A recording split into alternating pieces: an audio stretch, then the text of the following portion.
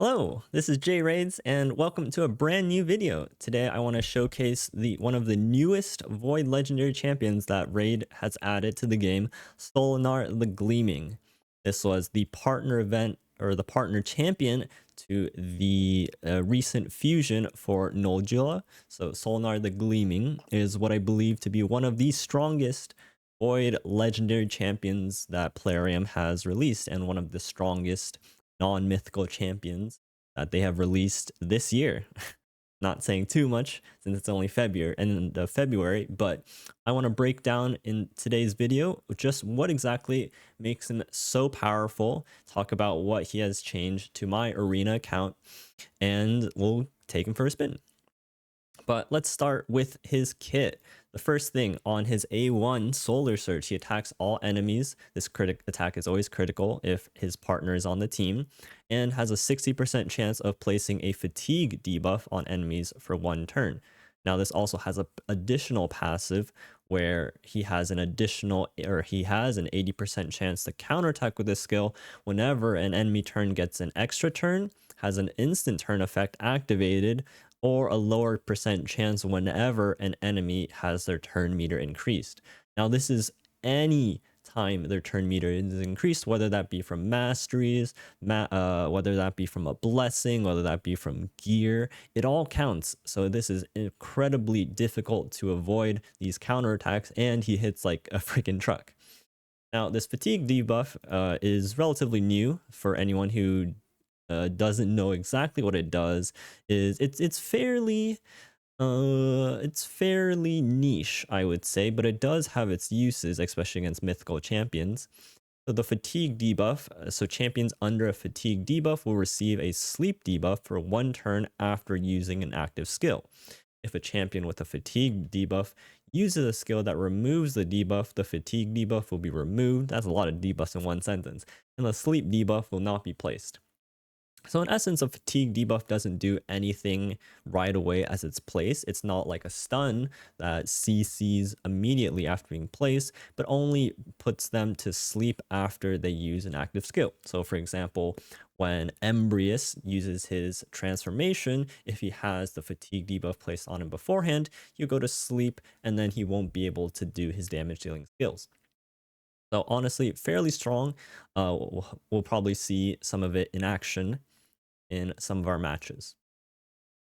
Now for his A2 Blazing Force, this is his big hitter. This attacks 1 enemy, again always critical if Noldula is on the team, and will ignore 10% of the target's buff for every buff on, ignore 10% of the target's defense for every buff on this champion. So if this champion has 10 buffs, this is going to ignore 100% of the target's defense, which is very, very powerful. Now, of course, with sets or relics such as Cat's Gaze and Lethal, I'm already ignoring about 40% defense, especially with a Helm Smasher proc. So it's very, very easy to hit that 100% ignore defense. Now, what actually makes this skill even stronger is the fact, the second part, this champion is immune to all debuffs when the skill is not on cooldown. Whenever an enemy attempts to place a debuff on this champion while this skill is not on cooldown, this enemy gains a random buff instead. This is incredibly powerful, just making him not be able to get debuffed. He can't be CC'd, he can't get poisoned, his stone skin can't get burned off. Well, that's a little bit separate because other champions getting burned damages his stone skin, but regardless, he just cannot be debuffed while this skill is not on cooldown, and that it can be very, very powerful against a lot of champions because most champions place debuffs. Wrapping everything together, we have his last skills, A3, Unfettered Radiance, some of the coolest naming skills out there. Attacks 1 enemy before attacking, steals all buffs and 100% turn meter from the target if they are not under a stone skin buff. This effect cannot be resisted. Again, this attack is always critical if Noldula is on the team, or Noldua is on the team, and then will ignore stone skin buffs. So if the target has a stone skin buff, this is basically an ignore stone skin hitting ability. And if they don't have stone skin, this will steal all the turn meter as well as the buffs. And then the second part, all of his skills have this second clause, but this champion receives 75% less damage on enemy extra turns or instant turns while the skill is not on cooldown. While the skill is on cooldown, reduces the cooldown by 1 turn whenever an enemy attacks an extra turn, has an instant turn activated on them, or has their turn meter increased. Occurs once per turn. Now, this first part is less good than it sounds like. He is an attack-based damage dealer, so he's already super squishy as is. So even if he reduces 75% damage from someone like a Marius, for example, or even an Embrius, because they take an extra turn before their damage dealing ability, he's probably still going to die from their damage. So honestly, this part is definitely less important, but I have seen it work in my favor. The second part just makes his ability cycle a lot quicker, just giving him a little bit of extra refresh cooldown on his A3. But if you guys are thinking, wow, this guy's kit sounds insane, wait until you see his passive. And this passive is incredible. Whenever an enemy receives healing, has a 100% chance to reduce the amount of healing received to 0. This champion will receive the healing instead. If Noljua is on the same team, enemies will receive damage equal to the amount of healing instead. This effect does not work on bosses. And the same for his A2. So if you wanted to bring him to Dragon, and you're thinking, wow, Dragon places 4 poison debuffs and a decreased attack, those won't get converted, unfortunately.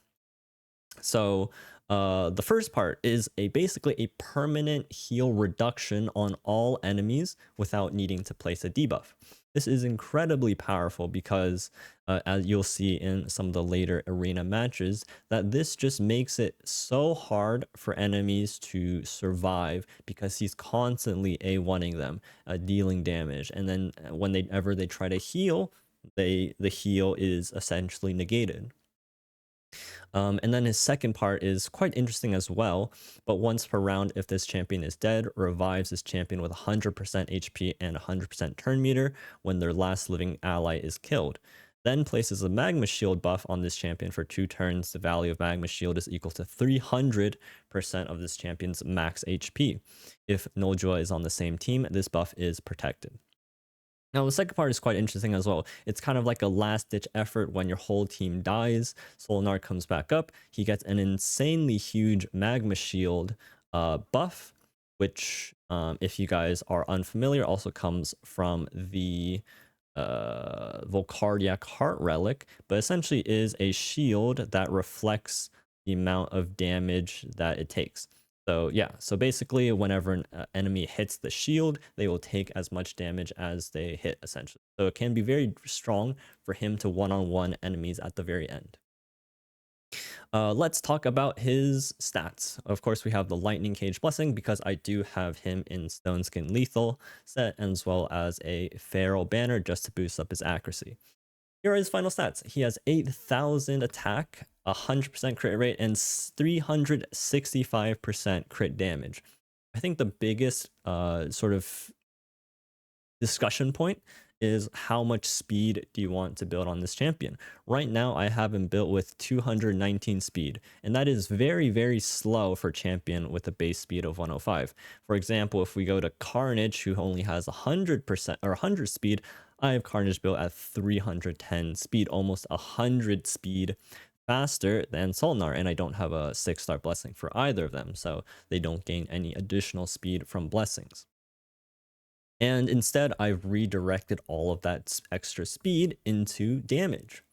Very critically, Solanar's abilities don't actually have any ignore defense on them apart from his A2, but you generally don't want to use this A2 because otherwise he will be susceptible to debuffs. So one, in order to make up for the lack of ignore defense in his abilities, I do prioritize a little bit of extra attack on him instead of speed. In addition, he doesn't need to be taking that many turns in order to deal damage because he's constantly counterattacking with his A1. So that's another reason why I don't have any speed on him. So the less speed he has, the longer he has his Stone Skin buff for, and then the more time that he can spam out A1s while being protected by the Stone Skin buff. This also works extremely well against Predator. I mentioned in my meta post, arena meta post on Reddit. If you guys caught that, that was me. But building him slower than Predator allows him to survive hits from Predator because he has that stone skin buff. So that is very critical to my current build for him. If Predator wasn't a champion in Raid Shadow Legends, maybe I'd give him speed boots, put the speed up to about 270 roughly, and that would probably be very good as well. But because Predator is very prevalent in the arena meta, it makes sense for me to build Solanar to be slower than Predator so he can maintain that stone skin buff. On his relic, I have a cat's gaze on him. And I'm very, very happy to say that I do have this very lovely triangle gem. The wearer deals 50% more damage when counterattacking, which he counterattacks with his A1 very, very frequently, so very, very strong. The standard mythical circle gem here, where he stacks up an additional 30% damage dealt, and a little bit of destroy max HP gem as well, which I think is very, very powerful because there's a lot of very, very potent HP nukers in the meta. So this is also very, very helpful at mitigating some of the reliability of HP nukers. Of course, you just want to put on any sort of damage relic that you have, whether that be, let's see, what other options are there? You could do like not that one. I guess they're all equipped. So awkward. Of course, you can do like a Malefic Talon. Even something like a Erethi Cornet works very well, assuming you do have some accuracy built on him because he is placing out fatigue debuffs on his A1. Something like Cat's Gaze works obviously if you have Essence Quencher, although this is from CVC, so maybe it's a little bit more limited. And then where's my looking for the Gore Crescent? So just any sort of relic with attack and crit damage. We also got the newest one from the Assassin's Creed event, which is the Thunderbolt Spear, of course. So if you have any of these damage relics, slap them on him and boost his damage a little bit. But with that said, let's jump into the arena for some matches.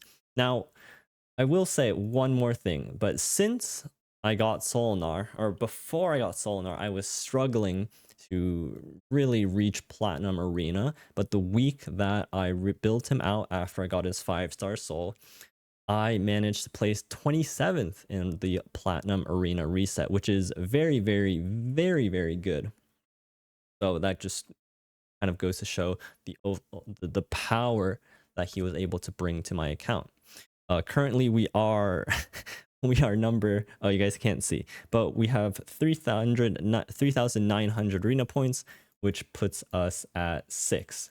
So we are very, very high up in classic arena right now. These teams that we are facing are incredibly strong. So I'm going to showcase just how much of a domination Solanar can have. Now, just really quickly, this isn't the team that I'm going to run here. But let's see. We could go in with the Queen of Hearts here, or we can go with Crixia. Either would be fine. But let's go with Crixia so we can lock out the Theodosia. So this is a pretty standard team that I run with Solanar. I will run Neve with Galathyr as well as Solanar, of course, and then I'll usually have either Crixia or I'll have Queen of Hearts. And Crixia is very important because it'll help him to reset his skill cooldowns if he gets locked out, so he can have his A2 up, so he can't get debuffed. But let's take him for a spin, and I'll just show you how powerful he is.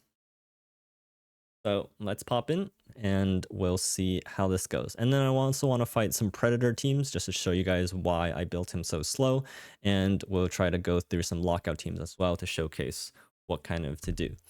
Now, actually, there's not actually that many debuffs on this team apart from Marius, but we got to go first, so we'll just lock out their team. We land a weak hit here, and you see that he just counterattacked because I don't know. Maybe it's the mastery on Neve that boosts her turn meter, but regardless, he is going to be spamming out counterattacks for sometimes I won't even know. We'll go on with the A1 here, and we'll just A3 here with Neve. Now, because he's built so slow, now everyone else is going to take the turn. Oh, massive counterattack damage. Another counterattack. I don't even know what that was from. But okay. Moving on. As you can see, just a few counterattacks has basically wiped out the HP of the Neve here, as well as the Theodosia. Now, Theodosia as well as Neve have healing abilities. I did lock them out, but generally they just can't heal past their health. This is very good against Neve as well, because Neve's passive only triggers if she's above 50% HP. So because nobody on this team can get healed, Nice included, that's another really, really good sort of counter against Nice, because he will deny Nice's healing in his form too, which makes him much easier to kill. But we'll come in here and we'll reset our abilities. And let's see where we go. Okay, everyone has block damage up, so there's not really anything to do. I could try to strip this block damage off of the Neve and Killer, but there's really no rush to do anything here. We're just gonna counterattack twice for no reason, or none that I know of. And yeah, okay, we'll A1 again here. And we will heal up. So now we can get another turn of block damage.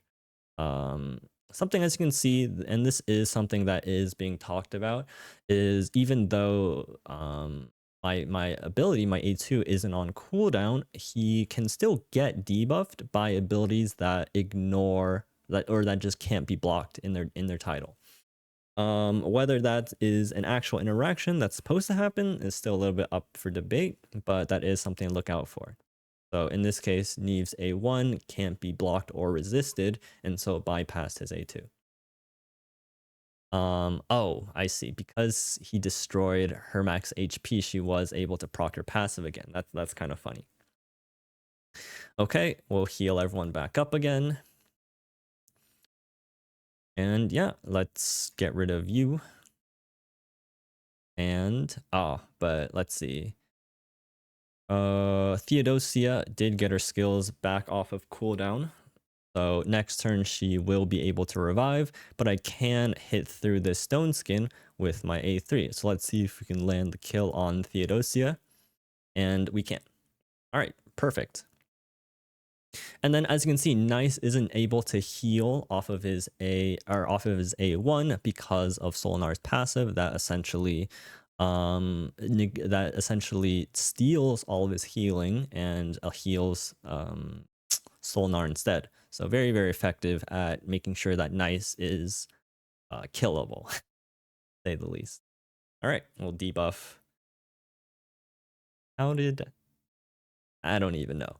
But okay, let's come in and let's try to reset the cooldowns again of Nice's abilities. I got a resist, which isn't very fine and dandy. So Nice is going to be able to use his A3 again. Oh, no, he doesn't. Okay, perfect. All right, that's fine. And we'll come in here with the revive. And we'll just put on this. Oh, but we're not going to take a turn before him, are we? Unless we push it back a little bit. Ah, unlucky we didn't get there in time. Okay, that's a little bit annoying. Nice is being nice. Can't really do anything about that. But we'll just slowly whittle away our thumbs as Nice does his thing. Put on a little bit of a shield. And we just have to wait 2 turns until his block damage goes away. Now you do notice that he was able to get healed from the continuous heal. So that is something that Solanar unfortunately does not prevent, but it's okay. Yep, land a decreased crit rate on him. Luckily, the shields and the block damage from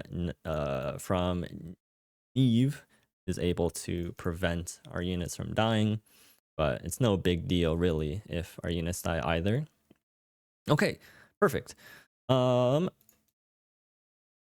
no longer has his block damage up, so we're going to come in with Galathyr and place a block active skills. And we're just going to try to cycle up to his turn. Now, I am going to use this A2 ability, which ignores 10% of the target's defense for every buff on this champion. So I have 5 total buffs. So this is ignoring 50% of this target's defense, plus the 25% from lethal, plus the 18% from my cat's gaze. So I'm essentially ignoring about 90% defense with this ability right now. And if I get a Helm Smasher proc, that's going to go up to 100%. Everybody knows how tanky of a champion Nice is, and there are 3 dead champions on his side, so he's getting additional 30 or even 60% defense. And I killed a Nice. You guys want to take bets on how much damage this ability is going to do? Let's see. 1 time speed. Bam. 171,000 damage against a Nice on that A2. That is how powerful Solanar is. Now, classic arena battle in 2026, taking 6 minutes, but let's try to find another team that we can kind of take down. Can we take down this team? Maybe. We could try that, I guess. Anything else you want to try? Let's try to find a team that will debuff us so you can kind of see the debuffs in action. I know Odin is a classic debuffer, but do I want another fight that takes 10 minutes? Okay, let's jump into it. So Odin here is a classic debuffer. He'll bring in the decreased defense and stun, and so this will hopefully be a little showcase of Solanar's passive when he does get the. And another thing, Sifi passive, healing every turn. Marichka, big heal, so being able to prevent some of the heals off of that is going to be very, very effective. So you just saw there, Odin went in for his A2, which strips and places 2 debuffs. Solanar converted those 2 debuffs into a block damage for 2 turns, as well as an increased defense for 2 turns. So very, very cool. All right, everybody, but the Marichka got their cooldowns reset. And as you can see, he's just going about spamming his A1s because Marichka, turn meter boost on her passive, or not on her passive, but on her ability. Okay, and then you'll see that, what's his name? Taras has a turn meter boost on his A1 as well, so that is going over and increasing his defense. Let's see what we can do. We can try to take out this Odin. Let's try to do that with the A3. So this is going to steal his block damage and his shield, decrease his turn meter, or steal his turn meter, and hopefully try to kill him. Okay, 90,000 damage right through his right through the what's it, the what's that buff called, the strengthen buff from Marichka. So the strengthen buff reduced that damage by 25%, and I was still able to rip through it. Let's try to debuff this Taras. We don't land the crit, the decreased crit, but that's okay. We got a counterattack because Taras increased everybody's turn meter, and he obliterated everybody. Classic. Okay, let's go in and reset our cooldowns. What's nice about this team as well is I have so much protection for my Solanar through the Neve, as well as the heals from Galather being able to heal Neve back up. So a lot of things going on with this team. Okay, let us try to. I could try to kill the Marichka here. I do have 1 turn of block damage still up, so even if Taras counterattacks me, I won't die. So let's try to do that. Unable to do so, but that's okay. Now the stun debuff that Taras's A2 goes for got converted to a Veil, so that's super fine and dandy as well. Let's go and heal everyone up again, and let's kill the Marichka and get a big ass shield. And now Marichka revives everybody, and I guess he has the mythical relic that revives Marichka. I guess that's fun. This is Plat Arena, guys, in 2026. This is what happens. But as you notice, their HP bars are destroyed, partially because of the Life Harvest Blessing that I have on Neve, as well as the gemstone that I showcase on his relic. So because their health total bars are super low, I'm just going to go in with my A1 and nearly... I don't even know why I counterattacked a second time. But yeah, let's... Oh dear. Okay. Unfortunately, that counterattack did take out my Solanar, but I will actually... If I revive him here, will he get Aras's abilities off cooldown? Will we just get nuked again? Bit risky, but we'll go for it anyway. Uh-oh. I knew that was going to happen, but I walked into it anyway. Okay, that's fine. Let's see if we can get the reset here. Okay, we can. But now Taras used big AoE, so now I guess I'm still off. Now that Taras has used his big AoE, he can no longer target Wonder Veil. And we'll just quickly cycle over to our turns. I can just throw this on auto or something. Actually, no, I want to showcase how much damage I can do to Taras. Everyone knows how tanky Taras is of a champion. His passive just reduces damage by 50% or something ridiculous.